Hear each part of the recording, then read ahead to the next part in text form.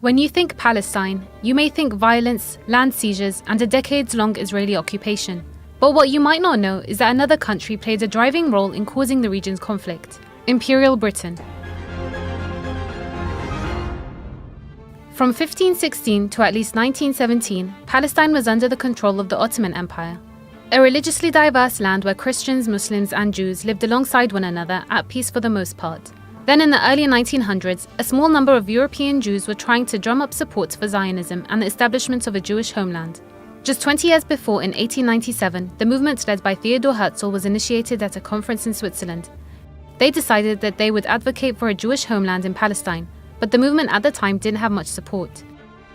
And at the time, only around 8% of the population of Palestine was Jewish.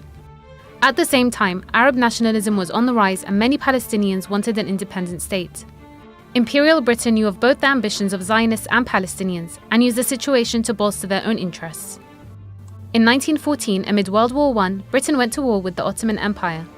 And in 1915, Henry McMahon, Britain's representative in Cairo, approached Arab leaders with a proposal. Britain would agree to Arab independence if they helped fight against the Ottomans. Then in 1917, Britain's Foreign Secretary wrote a one-paragraph letter to Walter Rothschild, a leading figure in the British Jewish community. It read, "His Majesty's government views with favour the establishment in Palestine of a national home for the Jewish people, and will use their best endeavours to facilitate the achievement of this object." This letter became known as the Balfour Declaration, and it was in stark contrast to a declaration of the British and French armies in 1918, which assured the people of Syria, Palestine, and Mesopotamia of autonomy. So what was going on?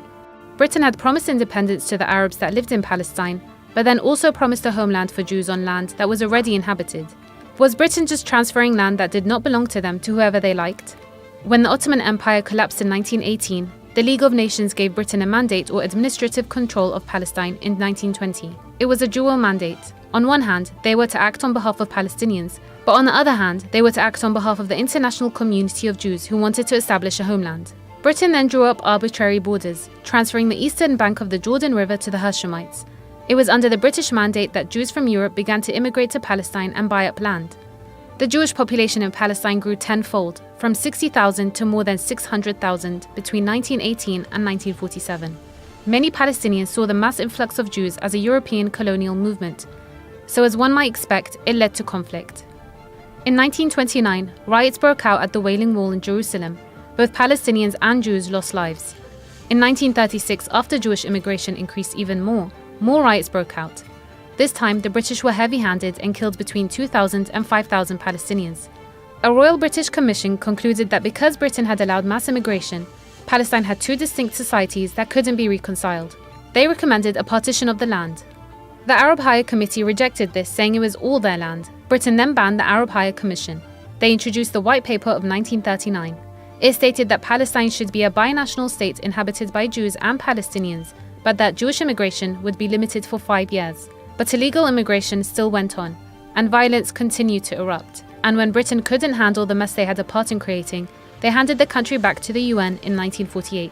The UN then decided to partition Palestine. The story gets a lot more complicated after this, but the British promising land which already belonged to Palestinians to other people has played a part in decades of conflict and bloodshed.